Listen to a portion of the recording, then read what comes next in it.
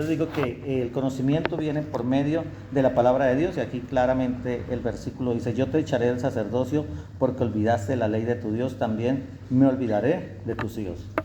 Entonces encontramos que hay una necesidad de estudiar, y hay una advertencia, hay un llamado, que el que no estudia, porque lo vamos a mirar, que el que no estudia, Dios lo puede llegar a desechar, porque puede llegar a ser destruido. O sea, el que no estudia la palabra de Dios va a ser destruido. Claramente dice: mi pueblo fue destruido porque le faltó conocimiento. Cuando nosotros vamos a la primera carta del apóstol Pedro, al capítulo 3, el versículo 15, dice la palabra de Dios: más santificar a Dios en vuestros corazones y estar preparados para presentar reverencia, para presentar defensa con toda reverencia. Bendito es el nombre del Señor. Miren. Para presentar defensa de nuestra fe. Sino santificad a Dios el Señor en vuestros corazones y estar siempre preparados para presentar defensa con mansedumbre y reverencia ante todo el que os demande razón de la esperanza que hay en vosotros. Aquí hay una palabra que aparece que es defensa. Cuando uno va al idioma griego en el que escribe el Nuevo Testamento, vamos a encontrar que esa palabra defensa es apología. Y apología es un discurso estructurado, es una defensa, es como alguien que va a un tribunal y en ese tribunal tiene que defender una causa. Entonces él lleva todo un discurso. Entonces aquí encontramos otro llamado a estudiar: es que nosotros debemos estar preparados para presentar siempre defensa con reverencia y mansedumbre de todo aquel que demande razón de la esperanza que hay en nosotros. Y cuando leemos esta carta, porque hay cartas que son cartas pastorales, en donde Dios está hablando directamente a los pastores, como es la primera Timoteo, la segunda Timoteo, la carta a Tito, la carta a Filemón. Son cartas en donde encontramos mandatos para los pastores, pero aquí estamos encontrando que esa es una carta universal que fue escrita para toda la iglesia. Significa que ese mandamiento es para cada uno de nosotros. Amén. Que nosotros debemos de estar preparados para presentar defensa, o sea, un discurso completamente estructurado. O sea, ese es el mandamiento. Cuando alguien le pregunta: ¿usted por qué dice que su iglesia tiene la verdad? Usted no solamente debe referirse a un texto, sino usted debe tener la capacidad de dar una defensa completamente estructurada, con reverencia y mansedumbre. Por eso oramos acerca de la unción que da el Espíritu Santo. El Espíritu Santo es el que nos capacita para llegar a obedecer esta palabra. Cuando llegamos a Apocalipsis 22, 18 y 19, vamos a encontrar que dice que todo aquel que quitare la palabra de la profecía de este libro, Dios le quitará su parte del libro de la vida. Y todo el que le añadiere, le serán añadidas las plagas que están escritas en el libro. Ahí vamos a encontrar algo muy importante. Como nosotros entendemos que el autor de la Biblia es Dios, encontramos que ahí se cierra toda la revelación. Y de ahí vamos a encontrar una enseñanza que se llama que es sola escritura. ¿Qué es sola escritura? Sola escritura es que solamente la Biblia es nuestra única regla que no falla, de fe y conducta, infalible de fe y conducta. Esta es la única regla que nosotros tenemos. Eso es lo que nos va a diferenciar de la Iglesia Católica, eso es lo que nos va a diferenciar de las sectas, eso es lo que nos va a diferenciar de toda corriente que aparentemente es cristiana, pero que no profesa el verdadero cristianismo. Es que nosotros somos sola escritura, o sea, nosotros tenemos un manual. ¿Y ese manual cuál es? La escritura, es la palabra de Dios. O sea, ya estamos hablando de 3 pasajes de la palabra de Dios que nos motivan a estudiar profundamente, a leer la palabra de Dios, a escudriñar, a aprender cada día más. Y entonces, después de esta breve introducción, si quiero dar el tema que quiero bosquejar en esta mañana rápidamente, es introducción a la teología. Gloria a Dios. Amén. Aquí encontramos, Dios nos llama a estudiar. Entonces yo quiero hablar de una introducción a la teología. Yo estudio y veo conceptos y después busco si hay autores que también tienen los mismos conceptos. Hay un significado cuando uno desglosa la palabra teología, que es el estudio de Dios. Dios no se puede estudiar, porque para estudiar hay que ponerlo en un lugar, seguirlo, hacer muchas cosas. Y Dios es un Dios trascendente que está por encima de nosotros, por encima de la creación. Otro significado de la palabra teología es el estudio de la revelación. Eso suena muy bonito. El estudio de la Biblia. Yo voy a estudiar teología y entonces voy a salir lleno de la palabra de Dios y lleno del poder del Espíritu Santo. Pero cuando nosotros miramos en la práctica, la teología es el estudio, es la conceptualización de las verdades bíblicas. Hay conceptos que están bien y hay conceptos que están mal. Entonces, cuando yo me encuentro con alguien y me dice, y yo quiero hacerle la primera pregunta básica: ¿usted cree en la Trinidad? Yo no me pongo a decirle, ¿usted cree que Dios es un único Dios que habita eternamente en tres personas, que el Padre es Dios, que el Hijo es Dios, que el Espíritu Santo es Dios? Sino, todo eso está resumido en un concepto, es un concepto teológico, que se llama la Trinidad. Estoy dando un ejemplo de lo que es la teología. La teología es la conceptualización de las verdades bíblicas. Voy a dar otro ejemplo. Como por ejemplo, nosotros decimos que somos pre-tribulacionistas. ¿Qué significa eso de pre? Pre significa antes y tribulación, pues estamos hablando de la gran tribulación. Entonces nosotros creemos que la iglesia va a ser arrebatada antes de la gran tribulación. Estoy hablando de lo que es, dando una idea de lo que es teología. Teología es la conceptualización. Estamos hablando de una introducción a la teología. Pero cuando yo entiendo que necesito estudiar, que Dios me llama a estudiar, yo debo seguir lo que Dios me dice en la palabra. Que Él mismo ha constituido unos apóstoles, a otros profetas, a otros evangelistas, a otros pastores y maestros a fin de la edificación del cuerpo de Cristo, para que todos lleguemos a la unidad de la fe. O sea, ¿qué significa? Que hay hombres que Dios ha levantado, que Dios ha capacitado, que Dios le ha dado esos dones ministeriales como el don de maestro para poder edificar el cuerpo de Cristo. Y los maestros, muchos maestros escriben griego, leen griego, hebreo, escriben libros, son profesores de seminario. Entonces, lo que nosotros muchas veces no entendemos o no tenemos el recurso económico, porque un libro cuesta. El libro es de 300,000, 400,000 pesos. Y muchas veces eso es el recurso que a nosotros nos entra en 15 días. Amén. Sí, esa es la realidad. Entonces nosotros, muchas gracias. Entonces nosotros debemos estudiar, debemos profundizar. ¿Por qué? Porque mi pueblo fue destruido porque le faltó conocimiento, porque necesitamos presentar una defensa estructurada de lo que nosotros creemos, porque nosotros tenemos un manual infalible de fe y conducta que es la palabra de Dios. Entonces nosotros debemos, Dios les bendiga, bienvenidos. Nosotros debemos estudiar y debemos seguir la palabra de Dios y entender que hay diferentes tipos de ministerio. Unos tipos de ministerio es el maestro. Entonces sentarnos a los pies de los maestros a estudiar la palabra de Dios.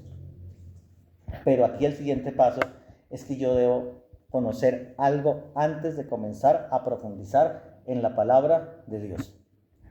¿Qué es lo que yo debo conocer? Lo que yo debo conocer es que hay diferentes corrientes de interpretación bíblica o corrientes teológicas. Amén.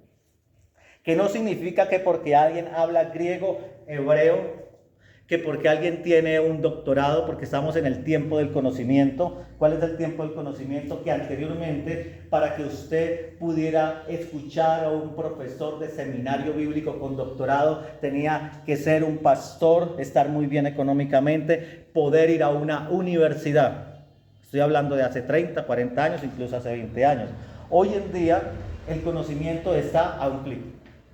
Usted lo único que necesita hacer es entrar a buscar en YouTube cómo predicar un sermón, cómo interpretar la Biblia, que la iglesia va a pasar o no va a pasar por la gran tribulación, la salvación se pierde o no se pierde. Entonces nosotros estamos a un clic, por eso es que es pertinente, es necesario esta enseñanza, saber antes de profundizar tener una introducción, saber qué debo estudiar y saber que hay diferentes corrientes teológicas.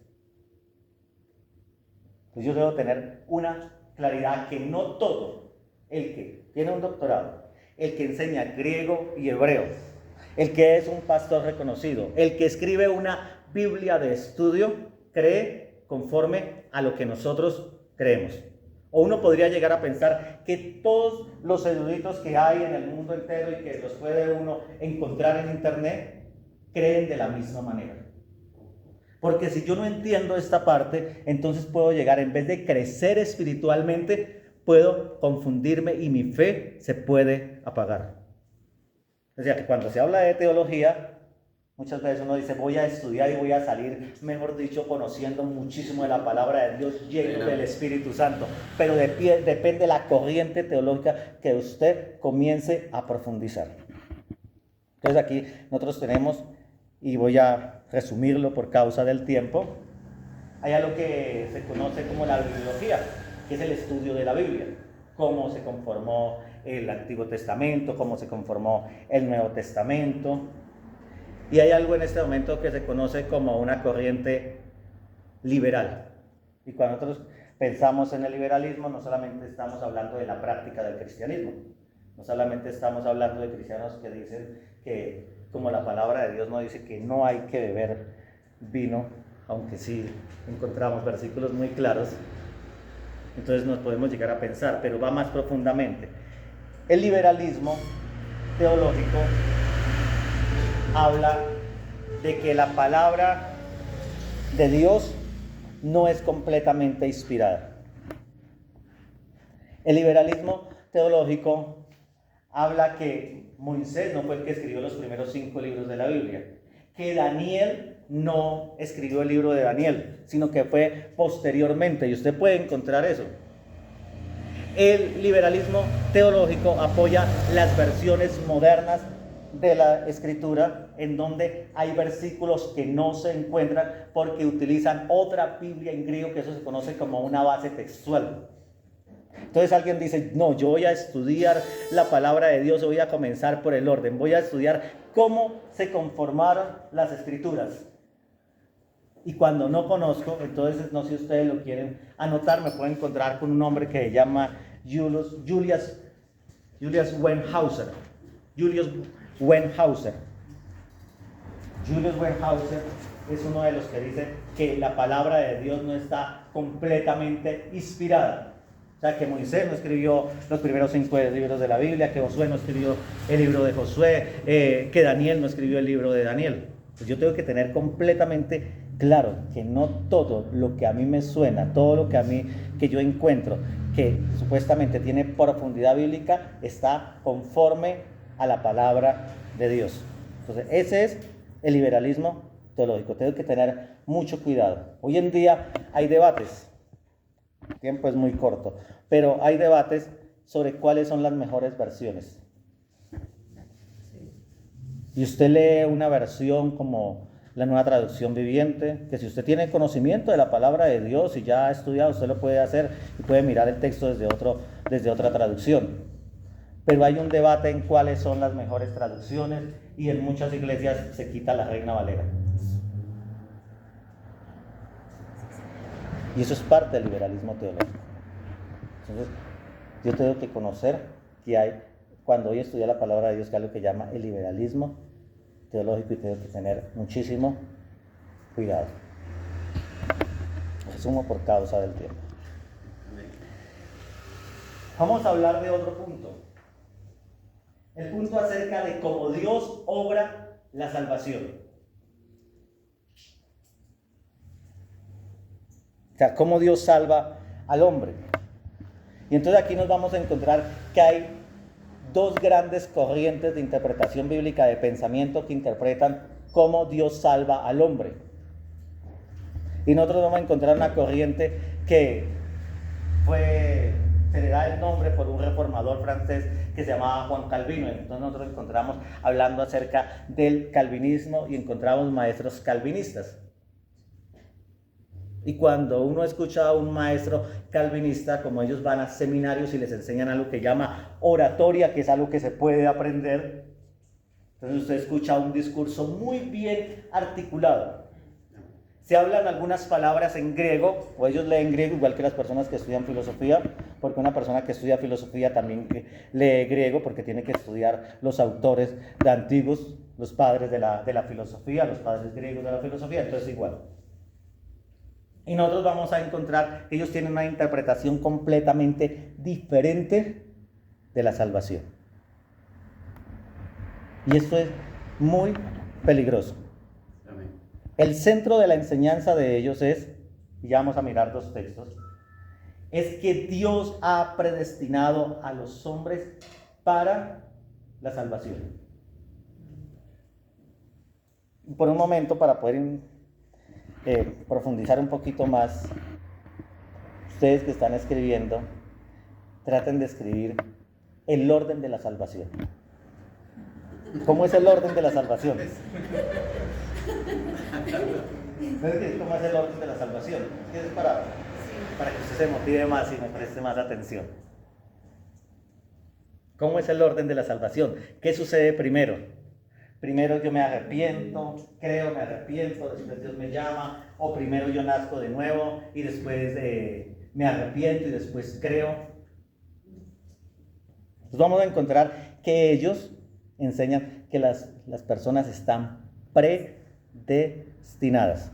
Y vamos a encontrar dos textos que cuando nosotros los leemos son muy sencillos de entender porque no hay que profundizar, todo está completamente claro. Pero comencé hablándole de bibliología y tenemos la mejor versión en español de la Sagrada Escritura, la mejor traducción, me parecer.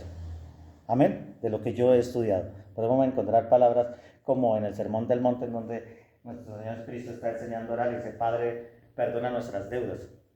¿Pero por qué las deudas? Porque es que cuando alguien peca, él quiere una deuda moral. Amén. Entonces vamos a ir a Romanos capítulo 8, versículo 29.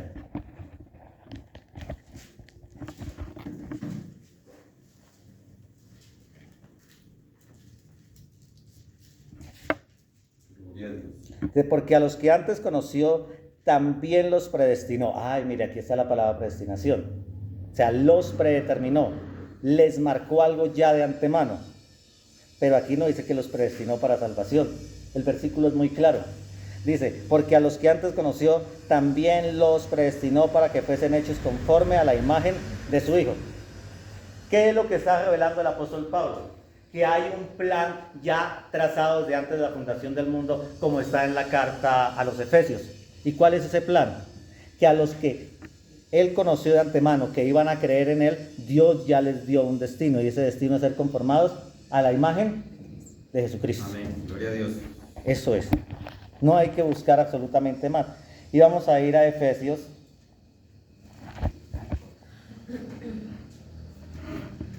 Capítulo 1, versículo 4 y versículo 5.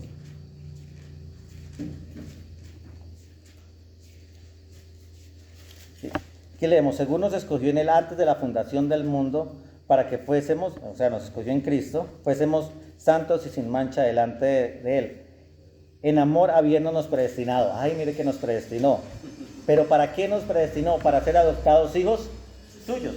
O sea, está completamente determinado. Usted no lo puede dudar, nadie lo puede dudar. Que todo aquel que acepta a Jesucristo, que entrega su vida a Jesucristo, es adoptado. Ya eso está predeterminado. Esas son las palabras que se encuentran de predestinación. Por el tiempo no puedo profundizar en cómo ellos llegaron y cómo personas que estudian tanto, no estoy diciendo que no amen a Dios, cómo llegan a esos puntos. Entonces tengo que entender que hay una corriente que es la corriente calvinista. Y esa corriente calvinista dice que las personas están predestinadas para salvación. Y eso tiene un problema, porque si yo comienzo a estudiar con ellos voy a entender un orden contrario a salvación. Es verdad que le pregunté cuál es el orden de la salvación. Ellos dicen que una persona primero nace de nuevo. Como está predestinada, así usted no quiera. Así una persona no quiera, Dios primero le da el nuevo nacimiento. Cuidado, estoy hablando de lo que es esa corriente. Entonces la persona nace primero de nuevo. Dios le coloca la fe, porque ellos malinterpretan un texto que la fe es un don de Dios. Entonces Dios supuestamente les da la fe y les da el arrepentimiento. Y eso tiene un problema gravísimo. ¿Cuál es el problema que tiene? Primero, que si todas las personas están predestinadas para la salvación, sus oraciones y mis oraciones no sirven de nada. De nada sirve que nosotros oremos y clamemos y le digamos al Señor: salva a mi familia, trata con mis hijos, trata con mi esposo, trata con mis padres, porque si ya todo está predestinado. Por eso, cuando nosotros estudiamos, se llama Introducción a la Teología, cuando yo estudio puedo salir lleno y motivado de la presencia de Dios y puedo salir completamente convencido que lo que estoy leyendo acá es una de las mejores traducciones y que Dios me está hablando acá por medio de su palabra, y llegar a leer, a seguir leyendo, a memorizar y llenarme más de la palabra de Dios. Puedo salir con una convicción de decir: yo sé que Dios ha determinado por medio de la oración de su pueblo, en la mayoría de los casos, mover su mano. Entonces me voy a postrar y voy a doblar mis rodillas hasta que Dios hasta que Dios trate con ellos y tengan ellos un encuentro personal como Dios trató con el pueblo de Israel, si es necesario. Amén. Amén, amén, así es. Entonces depende. Pero si yo comienzo a estudiar esa otra y no entiendo esas corrientes teológicas, entonces yo me comienzo a apagar, porque puedo llegar a decir: si las personas están predestinadas, entonces ¿para qué oro? Si las personas están predestinadas, ¿para qué salgo a evangelizar? ¿Para qué me preparo cada día para presentar de una manera más sencilla y más clara el mensaje de Jesucristo? ¿Para qué le doy testimonio a las personas de que soy cristiano y para que ellas vean la luz de Cristo en mí, vean la imagen de Jesucristo reflejada en mí? Si están predestinados, no hay absolutamente nada que hacer. Ellos enseñan, voy a decir rápidamente lo que ellos enseñan, que como el hombre está completamente depravado, desviado y está muerto espiritualmente, y hacen una metáfora toda extraña, entonces el hombre no puede responder al llamado de Dios. Que Dios elige a las personas incondicionalmente para salvación, no por creer, como lo dice todo el Evangelio según San Juan. Cuando uno llega a la final del Evangelio según San Juan, uno encuentra el propósito del libro de Juan. Y el propósito del libro de Juan es que fue escrito para que creáis que Jesús es el Hijo de Dios y para que creyendo tengáis vida eterna. Todo el propósito del libro de Juan es para que las personas crean en Jesucristo, que crean que es el Hijo de Dios y que creyendo tengan vida eterna. Pero no, ellos dicen salvación incondicional. Y como la salvación es un decreto, es una predestinación solamente para algunos escogidos, entonces Jesús hizo un sacrificio solamente para unos cuantos. Y entonces alguien puede mirar y decir: ¿será que mis hijos no fueron predestinados para la salvación? ¿Será que mi familia no fue predestinada para la salvación? Pues nosotros vamos a encontrar un solo texto. Primera de Juan, capítulo 1, versículo 2. Que es la propiciación por nuestros pecados, no solamente por los nuestros, sino por los del mundo, por los de todo el mundo. San Juan 3:16. Amén. Por el mundo entero. De tal manera amó Dios al mundo que ha dado a su unigénito, para que todo el que en él cree no se pierda, mas tenga vida eterna. Para todo aquel que en él cree. Ellos dicen que la gracia de Dios, o el llamado del Espíritu Santo, no se puede resistir. Hechos 7:51 confirma todo lo contrario. Que aquellos hombres a los cuales le estaba hablando Esteban resistieron al Espíritu Santo igual que los padres, porque no quisieron creer en nuestro Señor Jesucristo. Y terminan diciendo que la salvación no se pierde. Cada uno de esos temas, por alguna razón de la providencia de Dios, los he estudiado profundamente durante años. Yo tengo que saber, pues ya me introducción a la teología, yo tengo que saber que hay diferentes corrientes teológicas. Que no todo el que encontramos en YouTube como un maestro, porque tenemos que ser muy claros y muy prácticos, me está enseñando algo que me va a motivar cada día y me va a hacer crecer espiritualmente, sino que todo lo contrario, puede llegar a producirme confusión, puede comenzar a apagar el deseo por evangelizar y el amor por las almas. Porque cuando yo no entiendo esa parte, entonces comienzo y lo debo hacer de una manera muy práctica. Puedo leer hombres que en algunos mensajes son extraordinarios. Es que yo también tengo que entender el tiempo que estamos viviendo. Ya hay varias corrientes de práctica de la iglesia. Entonces estamos nosotros, que somos pentecostales trinitarios. Amén. Amén. No va a confundir. Ya le dije a la iglesia, somos pentecostales, y entonces estaban escuchando coros de aquellos que no creen en la Trinidad. Eso para aclarar. Nosotros somos pentecostales. ¿Qué es el pentecostalismo? El pentecostalismo es que nosotros creemos en el bautismo del Espíritu Santo, con la evidencia de hablar en otras lenguas, que creemos en los dones espirituales, creemos en los dones ministeriales. Eso es el pentecostalismo. Entonces hay una corriente que es la corriente pentecostal como nosotros, que adoramos a Dios. Por eso cantamos esos coros en donde estamos diciendo que queremos arder como la zarza y que queremos hablar en nuevas lenguas. Son coros de la gente. Cuando hermanos en iglesias pequeñas en número, pero grandes en la presencia del Señor, con una guitarra y con un charrasco, adoraban al Señor, y ahí otra vez el Espíritu Santo venía sobre ellos y recibían esa investidura de poder. Hay otra corriente, que es la corriente de la cual yo estoy hablando, la corriente reformada calvinista, que se le añade otro punto más, es que ellos hablan de algo que llama el cesionismo. ¿Y el cesionismo qué es lo que ellos dicen? Ellos dicen que los dones espirituales, el bautismo en el Espíritu Santo y 2 dones ministeriales cesaron. O sea, que el poder que se manifestaba en el tiempo de los apóstoles no es el mismo que se va a manifestar hoy, que no está dado para este tiempo. Y eso apaga. Eso comienza a apagar porque usted deja de buscarlo. Y hay otra corriente, que es la que ellos atacan, y ahí nos meten a nosotros, que es, estoy dando una enseñanza, por eso utilizo todos estos términos, el neopentecostalismo. El neopentecostalismo es algo que es el nuevo pentecostalismo, en donde se crea en la experiencia al nivel de la Escritura.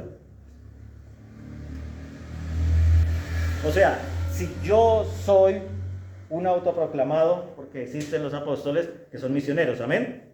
Eso es un apóstol, un enviado, del griego apostelos, es un enviado con una misión, a plantar iglesias, a ir a determinados lugares, y no se reconoce y no tiene reconocimiento, y cuando miramos bíblicamente está sometido a la autoridad de la iglesia, o sea, tiene una autoridad. Pero cuando se habla del neopentecostalismo, entonces es alguien que tiene una experiencia la pone al nivel de la palabra de Dios. Se cree en la confesión positiva. Decláralo. Santo. Decrétalo. Yo no decreto absolutamente nada, yo no soy Dios. Yo le clamo al Señor y le digo: Señor, ten misericordia.